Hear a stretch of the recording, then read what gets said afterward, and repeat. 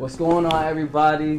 This is Vernon, your host from Freedom Mind Podcast. I have a very, very, very special guest. I can't emphasize that anymore. All the way out here from Miami.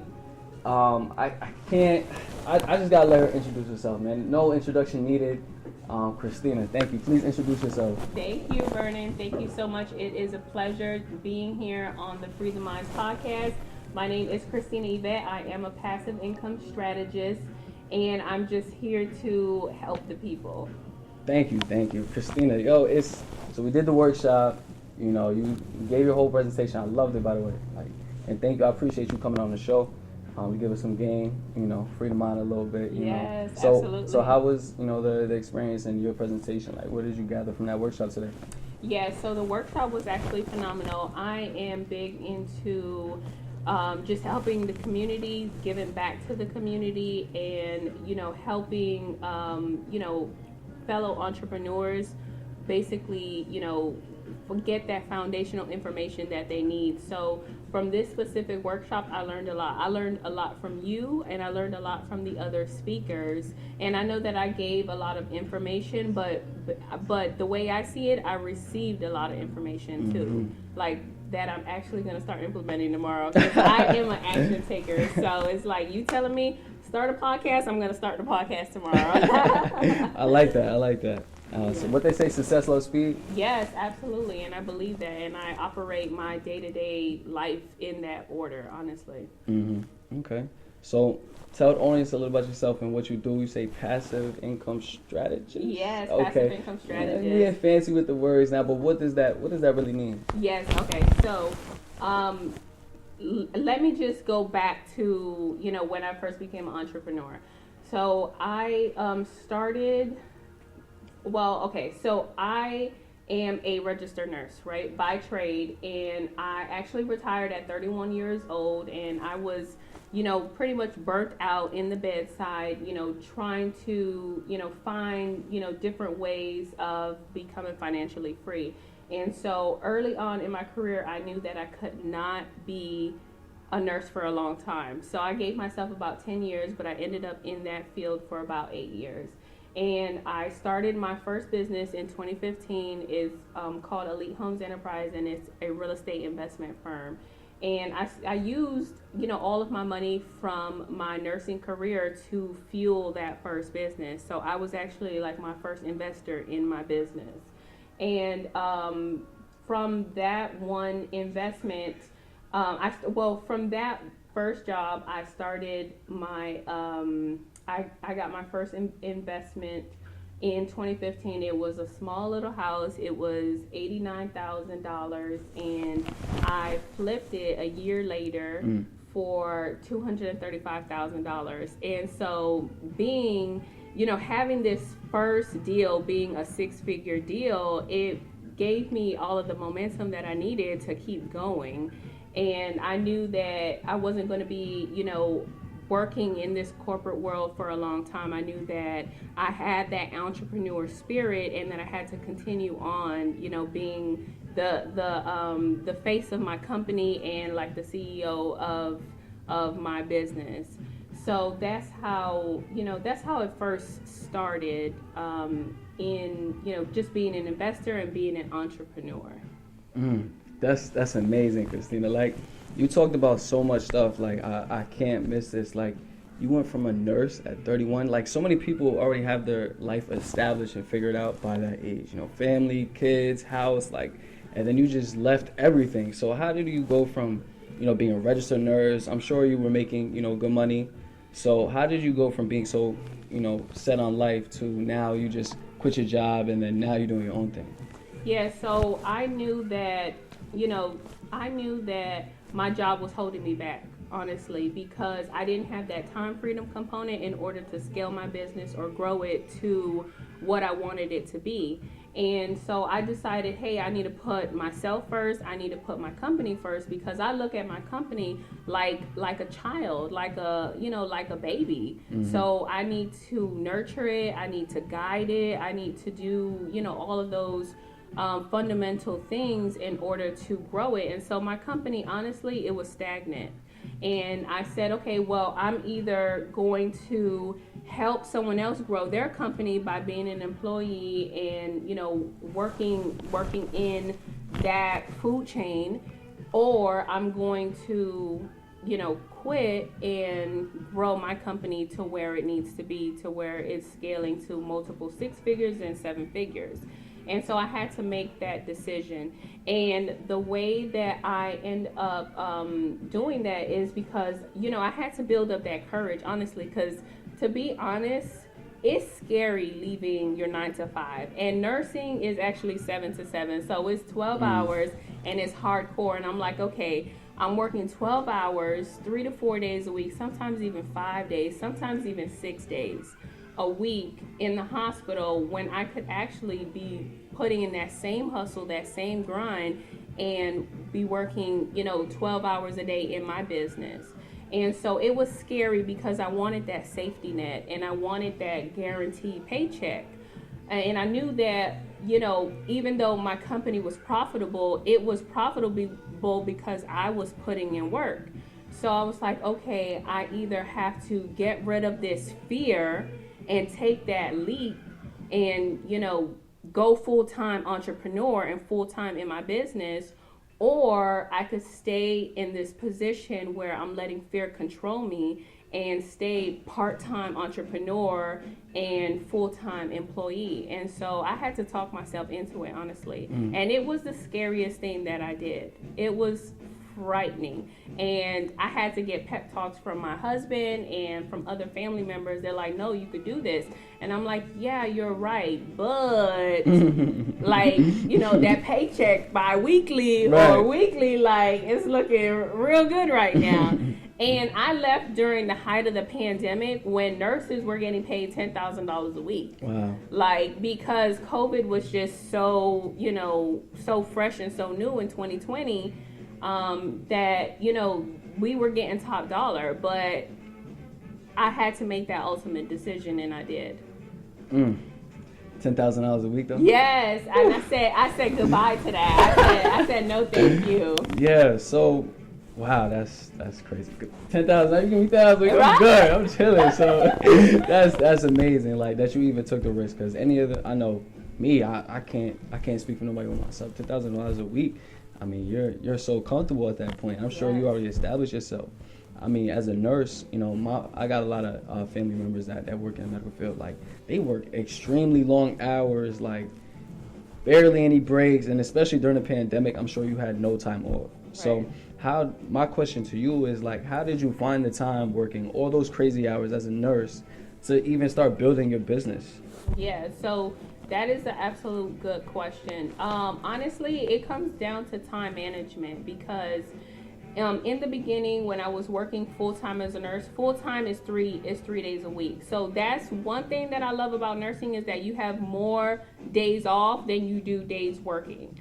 And so I was working 3 days a week, and those 4 days I was grinding in my business, because I decided, okay, I'm not doing no overtime right now. I'm only giving y'all the bare minimum. I'm only giving you guys 36 hours, and then the other hours that I have, I'm going full force into my business.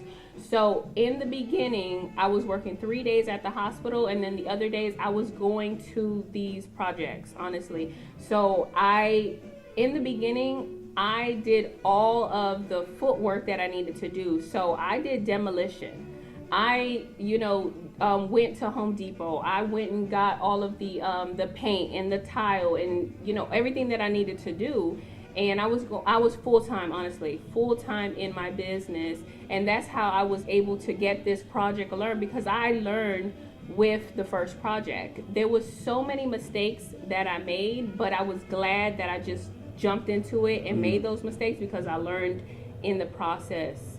And time management just really, it goes back to that, honestly. I treated myself like an employee in my business, and I said I have to show up for my business, or there's not going to be no materials. There's not going to be any, paint color. The contractors are not going to know, what the next phase is, because I'm not there to tell them or to cut a check. Yeah. So, there's a lot of people I know that want to get into real estate, and being that you had a job and you had to work all these hours, how, what did you learn from that first deal? What did you learn from that first property that you can advise somebody to, avoid those same mistakes? Yeah, absolutely. There's so many things that I learned, and one thing I would say is like, just structure. Like I learned, because it was a fix and flip property, I learned like the proper way to do the actual project, like the phases in construction, and I didn't know that before. So like one thing is like with the floors and stuff, like normally you would put the baseboards and then, or you would put the floor and then the baseboards. And so I was doing it the other way around. Like I had them doing baseboards then floors, and they're like, no, it doesn't work that way. So like I would definitely tell anybody, you have to have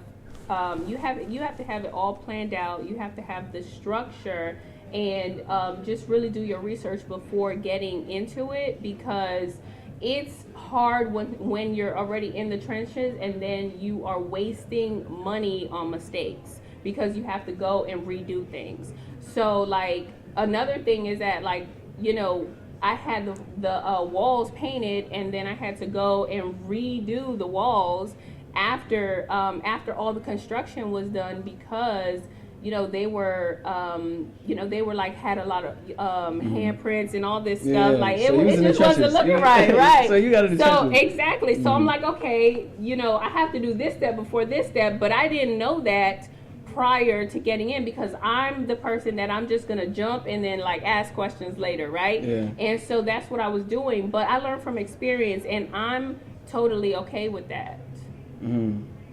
6 figures on your first deal? Yes, can you believe that? I can't. I know a lot of people, they're That's like, crazy. I call that a home run. I'm like, yeah, like I really know how to pick them, because it was it was a little gem. It was oh gosh, it was original. Honestly, it was like from the 40s. So walk us through that first deal. Like, how did you find the deal? How did you even know who to contact? Like, you're going from the medical field to real estate. Like, so how did you even know who to talk to?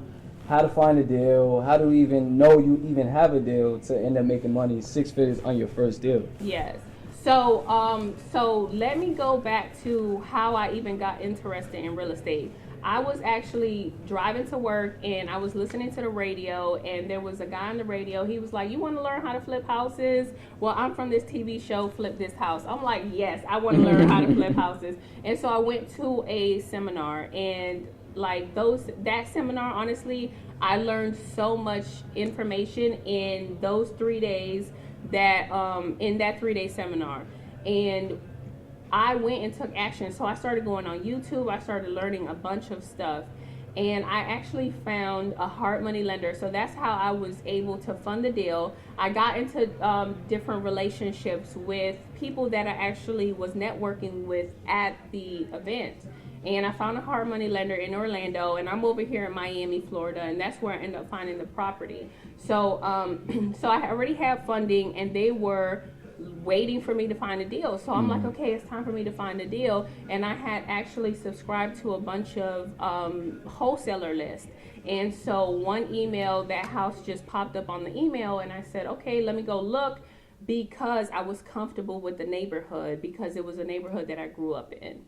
So I said, I know this neighborhood, I know the comps, and at that time, the comps for this particular house were going for 150, 160, and that house was going for 89,000. I said, oh, this is a no-brainer for me. I know the comps and everything.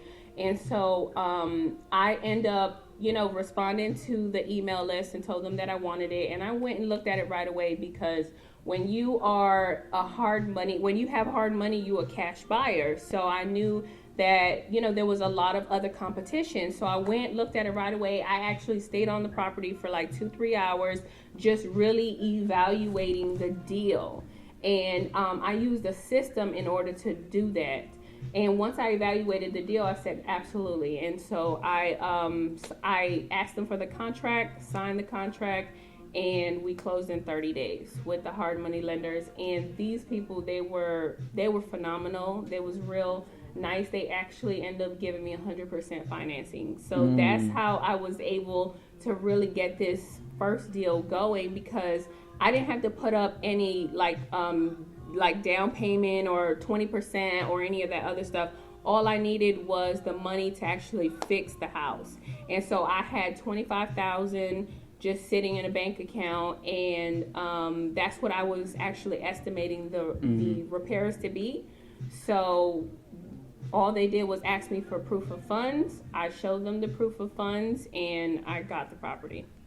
That's amazing. Yeah. That's amazing. Shout out to you. So thank you. You got the hard money lender. First, I want to ask you, like, for those who don't know, what is a hard money lender? Yeah, so a hard money lender is they lend on real estate, and it just depends on what the equity is. So they lend based off of the equity. And it's like whatever the loan to value. Sometimes their loan to value is like 75% or 85%. It just depends on what you think you could sell the house for and what repairs are needed. So some people call it like a shark loan. Like it just, those names are interchangeable, but it's a mortgage company, and they basically put up the money cash for you, and it's short terms, so it's like 12 months, or some do 2 years. It just depends on the flexibility, but the interest rates are super high. So I've seen them as low as like 10% and as high as like 15-16%. So that's one thing with the hard money loans. You can't have them for a long period of time. You have to really get your project done at as fast as possible. That's what's up. That's what's up. Even a hard money, I heard about hard money lenders, but like, do you like recommend people going through hard money, or is there other ways that you can get 100% financing without going through a hard money lender? So it depends on if you can find like private money somewhere else. I would recommend that you find private money first, because it's going to be cheaper. If you have like friends, family, or if you could do crowdfunding and you can get money like for 5% or less, that would be an ideal way. If you could get even a traditional loan, like even a 30-year mortgage, and take your time to do the rehab, then I would tell you to go that route too.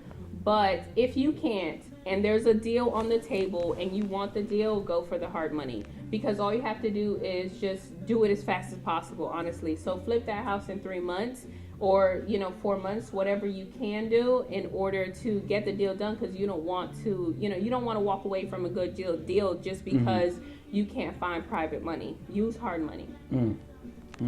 Literally, so even with the hard money lending, like, say if you don't have no money, you don't even know what a hard money lender is, but you still want to get into real estate, are there other ways that you can find deals through real estate?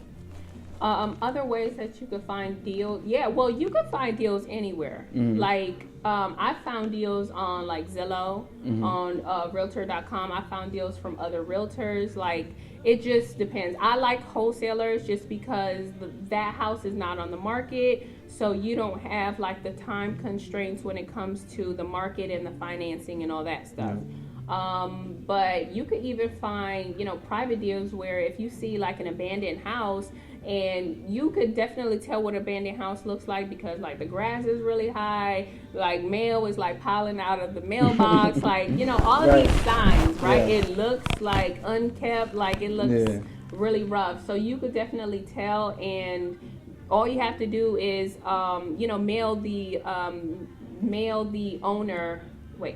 All you have to do is find the owner. And so you can go to different websites in order to find the owner, and usually they're mailing. I use a website called iMap, and so it lists the owner and their contact information. Sometimes their cell phone number is on there. Their address is definitely on there, so you can send them like a direct mailing, and you can get their contact information that way. And then you find off-market deals, because another thing is that with real estate, there's just so much competition. And so you want to kind of weed out the competition by finding deals on your own that are like off the market. Yeah. Christina, you're giving a lot of game right now. I hope everybody's taking notes. She's giving a lot of game right now. Like, no money down, 6 figures on your first deal. Like, can you just take me back to what were you doing before the real estate, before the high fashion, the money? Like, what were you doing? Yeah, so before all of this,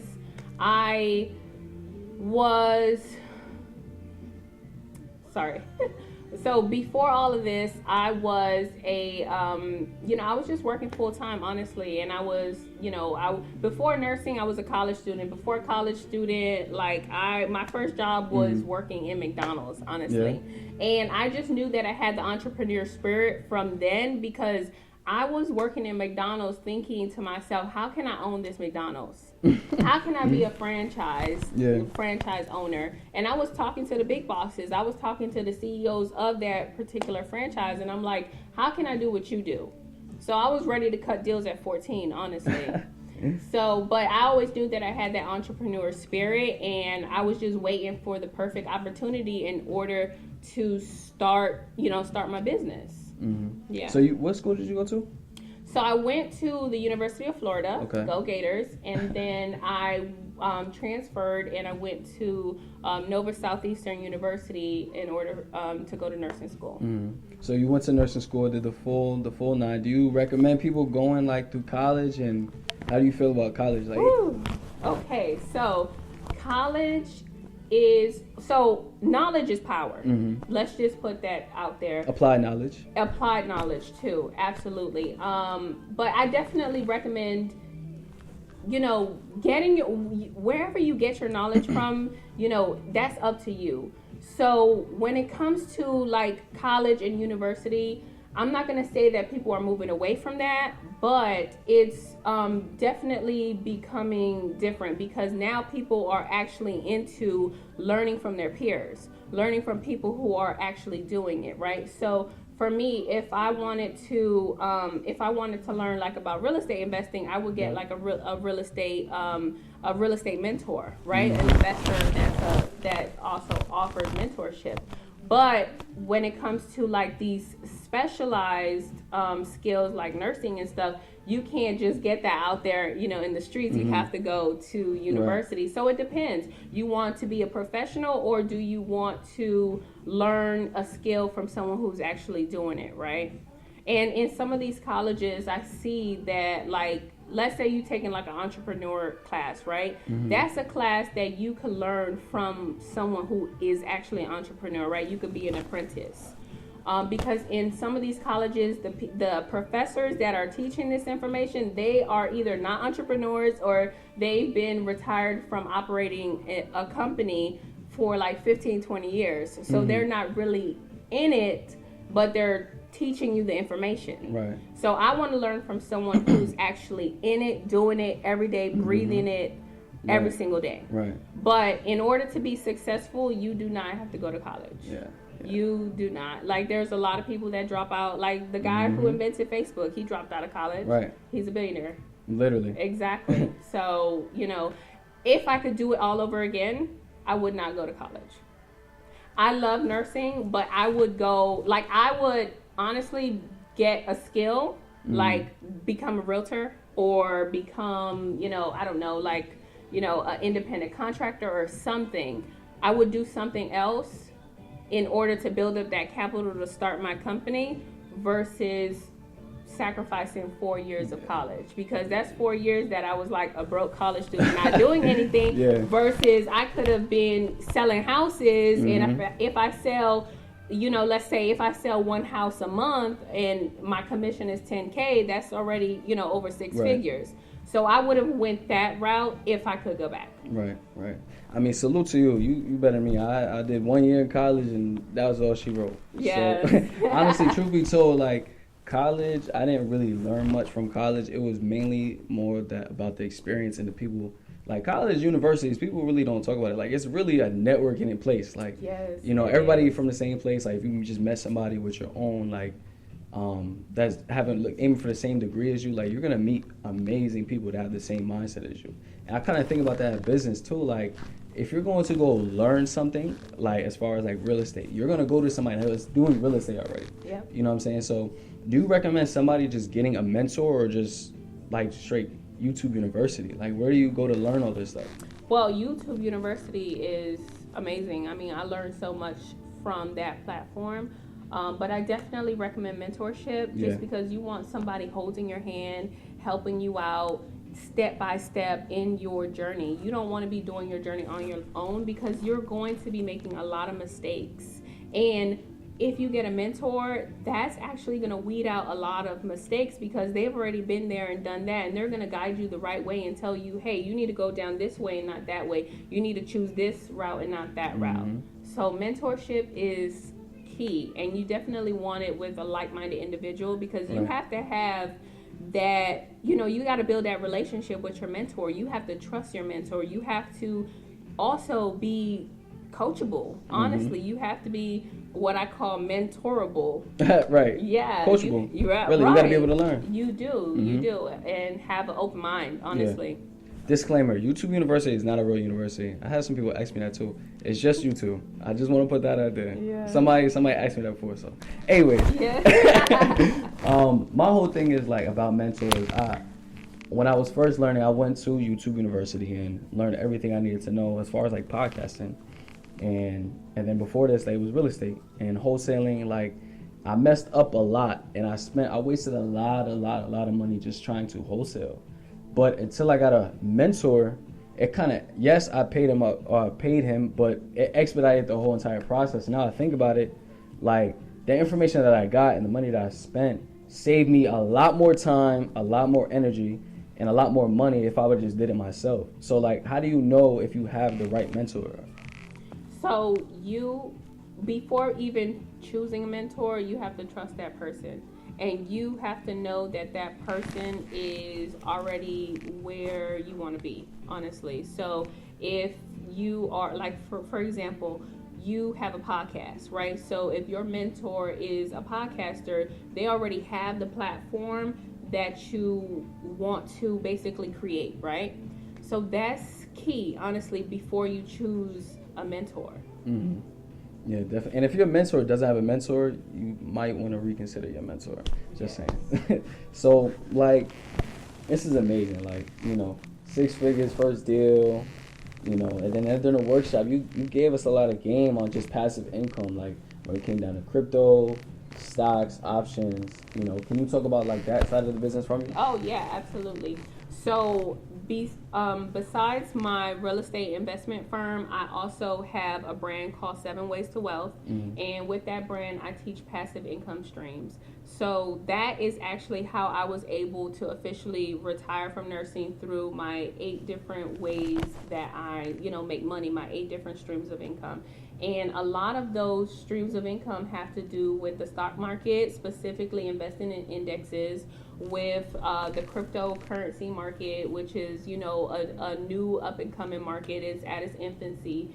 And just, learning, all these, different ways of really tapping into the financial markets. And another market that I'm in is the foreign exchange market, which a lot of people surprisingly have not heard of this market. And I'm like, how you out here blindfolded and don't know about like the foreign exchange market, or you've never even purchased cryptocurrency? Like, I think that that's so weird. So I'm like, okay, well, you need to, tap into these financial markets. They're like the largest financial markets in the world. And if you want to build wealth, then you should be diversified and you should be in these markets as well. Right. Yeah. But that's the thing too, though, like, a lot of people have this misconception about Forex and the foreign exchange market. You have all this recruiting. Yes. I know you heard about the whole spiel and IMM and what is it, IM? IML, I think. IML Academy. I joined it one time when I was in college. I was trying to get in tune with it, and I had joined IML. I have learned a lot,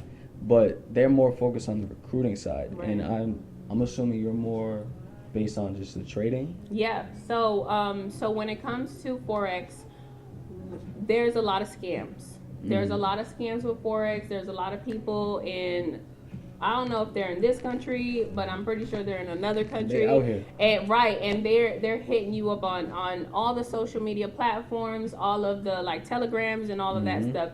And so they're offering like, hey, if you invest, $1,000, I'm gonna make you $5,000 in a day, kind of thing. Like, those things sound outrageous.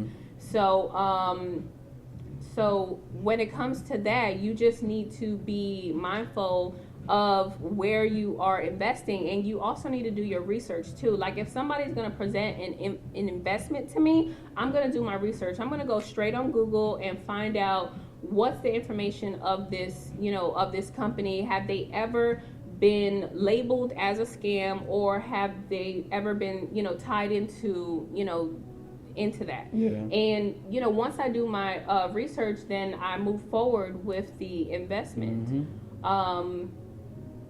But yeah, so when it comes to the foreign exchange market, you do need to be careful. And a lot of these other companies, they are doing it for the recruitment, like you said, and the network marketing aspect of it, and they're not teaching trading, which me personally, I don't teach trading. I just teach it more in a passive way to let you know, hey, you can leverage someone and let them do the trading for you. You don't have to trade. Just like nowadays, we have these cars that are gonna drive for you. You don't have to drive, right? Let the car drive for you. Yeah. So that's what I primarily teach, like leveraging AI systems, leveraging other humans that have been doing it for over a decade.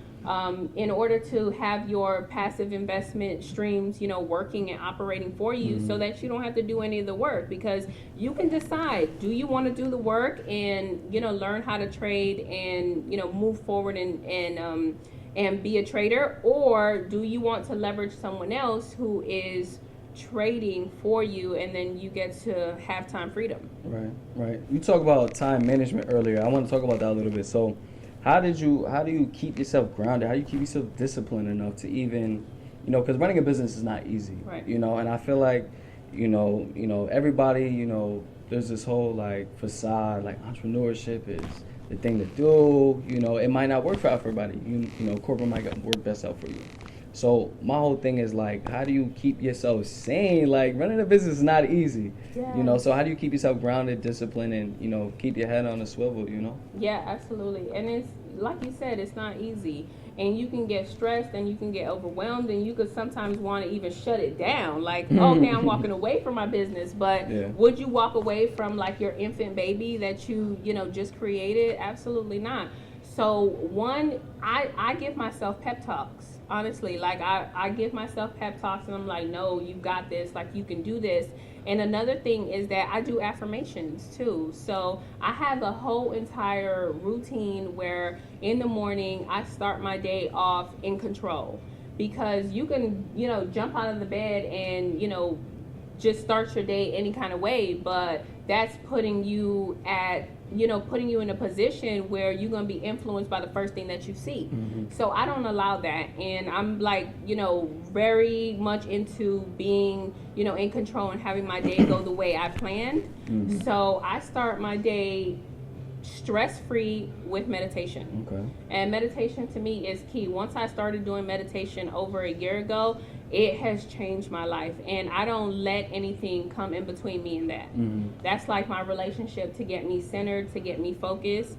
So that's one thing that helps me out with stress, honestly, and it just clears my mind. So I start with meditation, and after meditation, I move into visualization, and I have to visualize myself as a very, successful entrepreneur, two, me running my business that day, and three, the future person that I want to be. I have to see that person, because if I don't, then I'm not going to get there. So that's another thing that I do is visualization. And once my eyes are already closed, I start going into affirmations. And I say these things out loud. So one affirmation that I say is, I am a public speaker. Why? Because I'm affirming that, because I want to become a public speaker. So I say it every single morning. And then out of nowhere, all these, speaking engagements and stuff are just coming out of nowhere. Why? Because I'm speaking it into existence. And I talk about my business too. I'm like, I am a 7-figure earner. I am successful. And those things are important, but they really keep me grounded, and they keep me, in the path that I'm supposed to be walking down, because I know this is what I want. And after my affirmations, then I do, I get into prayer. So I start obviously praying to my God. And after prayer, I read a devotional, and then I journal. And my journal, I'm very intentional about what I write in there. So I write the things that that I want for my future self. So I write, all of my successes. I write about like, you know, having a $10 million rental portfolio. I'm the owner of like 125 doors, like all of those things that I'm affirming in my life. I put it in a journal, writing it down. So you talk about journaling, affirmations, meditate, you know, you're visualizing your future. You know, I want to know from your perspective, like, why is all these things important? Why not just get up and just start grinding? They are super important, honestly, because you got to put in the work. So it's just like a GPS, right? You use a GPS because you want to get to your destination faster, right? So I feel like these are the same tools in my GPS. I feel like if I don't know where I'm going, then I'm not going to get there. So all of these tools, like me actually seeing it, is actually going to get me there faster.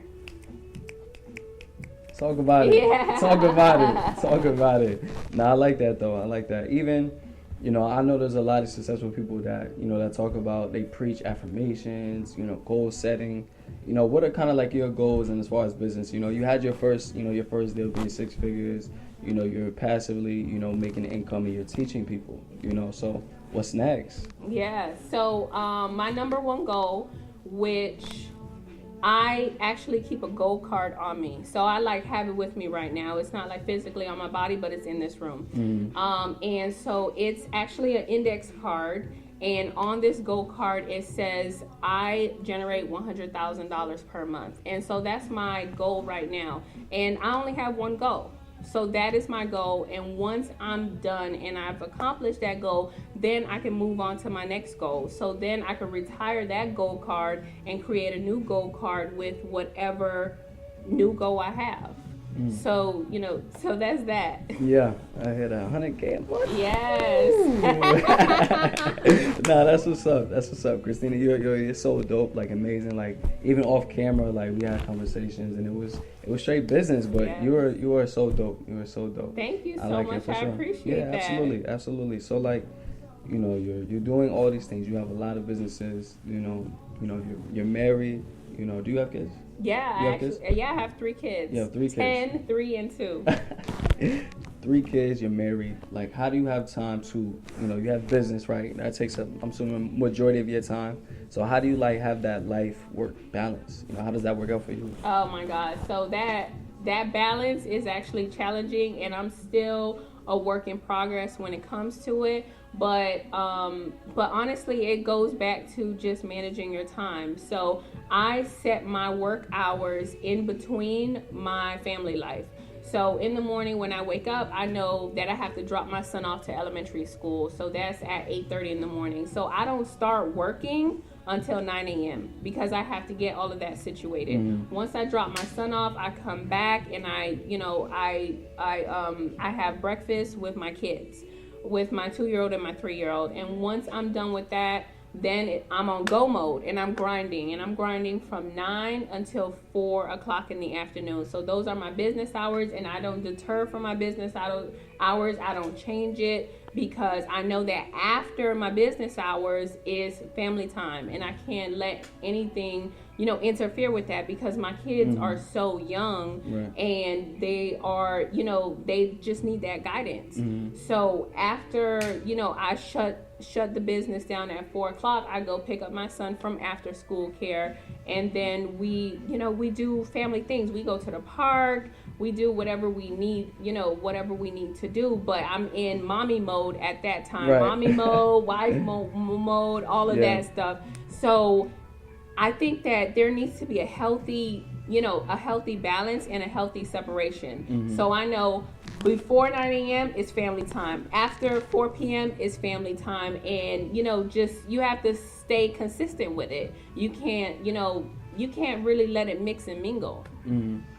Got you. So there's somebody right now that's I'm assuming in your shoes eventually, Yeah. like that's working a job right now, might not be making the money that they want to, can you kind of speak life into them? Like how does somebody, for instance, it's probably a mother watching right now, that has a family that's trying to provide, but also trying to start a business. How do you go from that sitting aside to make money for your business?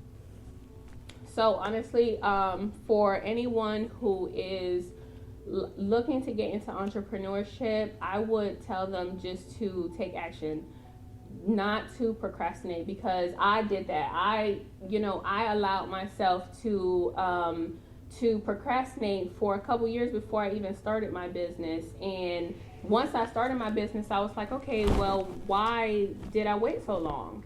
And it's just because of that fear factor. So you cannot let fear hold you back. If you continue to allow it to hold you back, it will hold you back forever. And then you won't be able to get to your destination. So I would tell you, cast that fear aside and, basically talk to yourself, talk to that inner person, because if you, that can build up your confidence. And once you have that confidence to just, move forward and be faithful in the plans or in the desires that you want, to start a business or to buy real estate or to invest, then you will be able to accomplish those things. So Christina, right? You have these goals, these aspirations. You see yourself going to 100K a month. Right. So how do you get there? How do you go from where you are right now? Because I'm sure you can be so content with life, you just be okay with everything, put everything on pause. So how do you go to the next level? What does that look like for you? So I'm diligently working on scaling my business, and the things that I have decided to implement is, one, automation. So I'm using a lot of tools in order to get me there. One of the tools that I use is Samcart, which just helps me with like the digital, components of my business.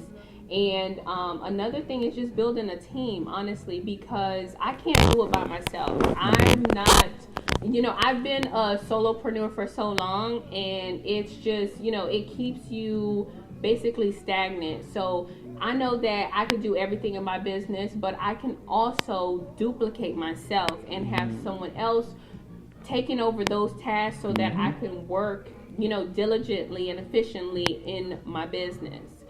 So that's one thing that I'm working on right now. So I'm actually in the process of hiring a VA so that they could, take away some of those day-to-day tasks like social media marketing and, the accounting aspects of it, so that I could work on more things like this, like being on podcasts, like talking to people and growing my brand to have more of a social presence. So it sounds like you just want to step away from the business, but also grow the business at the same time? Yes, I want to work on growing the business and not work on working in the business. Okay, so how do you keep saying, like, I can't imagine, how does somebody have 3 kids, be married, have businesses, you have passive income, like, how do you, like, how? Right. Honestly, I just think that it's, just having these little systems in place. Like, me and my husband, we have a system with our 2-year-old and our 3-year-old where, they're doing, school during the day, and we have help with the kids. And when we don't have help, then honestly, we got to put them into preschool. But having those systems is just so vitally important, because if you don't have systems, then you're just setting yourself up for failure, and I refuse to fail. So I'm going to have to do whatever I need to do in order to, be able to execute the plans that I put in place. And I'm a big planner. So one thing that I do that has been super effective for me is that I plan my day. So I plan tomorrow today. So everything that I'm supposed to do tomorrow, I have written it down today. I have a planner that I use, and it starts from 5 o'clock in the morning, which is the time that I wake up, and it ends at 9 p.m., which is the time that I want to call it a night. And so this is actually a part of my night routine where I evaluate my day to see how effective I was, to see how efficient I was, to see if I had allowed some procrastination, which I do. I'm not perfect. So I evaluate it. So what I do is I go hour by hour. Okay, did I go to the gym and exercise? Yes, I put a check mark. Okay, did I did I mail that package? No, so I put an X, and then I turn the page and I put that task for tomorrow. And so just having everything written down for the next day helps me be more efficient, and that's how I'm able to really get everything done. Yeah, that's dope. Yeah. That's dope. Yeah, there's different ways that I know I learn. I'm the same way. Like, I have to write down everything. If I don't write it down, it's probably not gonna get done, and I'm probably gonna procrastinate. It's probably never gonna get done. So, everybody's different though. So where did you learn all this from? Is what I'm really trying to say. Like, you're writing down, your journaling, your affirmations. Where did you get all your information from? So I am big into personal development. Mm-hmm.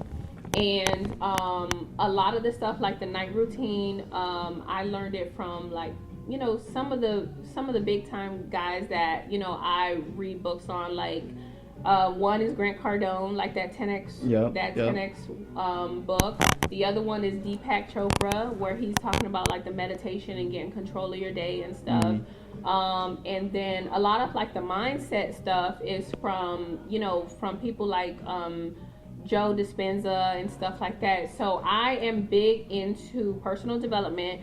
I actually have a tradition where every time I go through an airport, I buy a book. Mm-hmm. And so I'm always into books, honestly, reading books. I listen to podcasts. I go through YouTube. Another book that I love is Think and Grow Rich, Napoleon Hill. Like, he's just phenomenal, and I listen to a lot of his older recordings online on YouTube. So that's pretty much where it comes from. I'm just gathering knowledge because I don't have all the answers. Yeah. So I'm taking bits from this person, and I'm putting it all together and implementing it in my life. And I think that's the key component, is actually applying it, like you said, in your life. Because I can get the knowledge, and then if I don't use it, I lose it. I just forget it. It's done, right? And which has happened to me. I have several books that I had to go reread because, one, I didn't highlight, and two, I forgot the stuff. So I had to go reread, go through a highlighter, and, relearn the information. But once I'm using it on the day-to-day, then I got it. It's set in stone. Yeah, that's what's up. Yeah. That's what's up, definitely. So, just to wrap this up, so what advice or, kind of next steps do you have for somebody that was, that's in their shoes right now? They're not trying to fall through the cracks. They're just trying to start a business or just have a side hustle, just trying to make some money, trying to make a better living, So what advice would you have for that person? So, I got two pieces of advice that I would tell anybody and everybody. The first is take an inventory of yourself. So find out, who you are and what's going on presently in your life, in your current state right now. So if you have an issue with procrastination, write it down. Say, okay, I'm currently procrastinating. Or, I'm currently, have like a poor, eating diet or something like that. Or fear, right? Write it down. Take a honest inventory of yourself and figure out where you at, and then figure out what the polar opposite of it, right? So if your number one issue is procrastination, then time management or taking action would be like the polar opposite of that. If your number one issue is fear, then you need courage and confidence.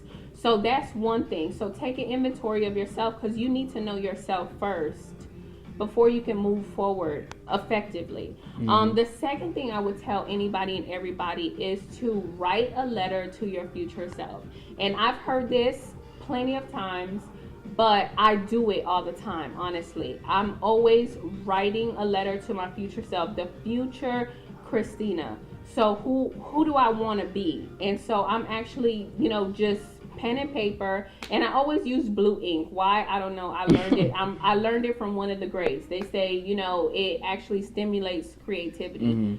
So whenever I write, I use blue ink. But write that letter to yourself so that you know what your next steps are, or where you want to go. Because sometimes a lot of people who don't take action is because they don't know what they want. So you have to first figure that out, and then you'll be able to get into that journey or get into that lane that you're supposed to be in. And miraculously, you'll start meeting people and you'll start going to places where you're in the right place at the right time. But you won't know that until you know you know who that future self is, honestly.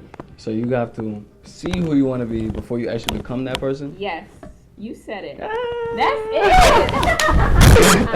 it. I like that. I like that. Yeah, that was dope. That was dope. Appreciate you. Yes. First, thank you. I appreciate you. Coming out here. Doing the workshop. That was dope.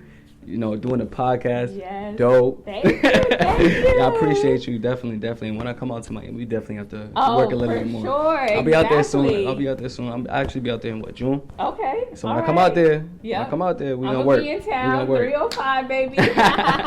Yeah, definitely. Yeah, I'm gonna be out there. But where can the people follow you at? What information? What courses or any ebooks or anything that you provide to the people? Yeah, so you can find me on my website. It's ChristinaIvette.com, and Yvette is spelled IVETTE. So www.ChristinaIvette.com. On all the social platforms, you can find me at I am Christina Ivette. And I have I have a mentorship that I offer where I help you become or create different passive income streams. So if you're looking to retire, young, or I would say like in the next 5 years, like we could definitely get you going.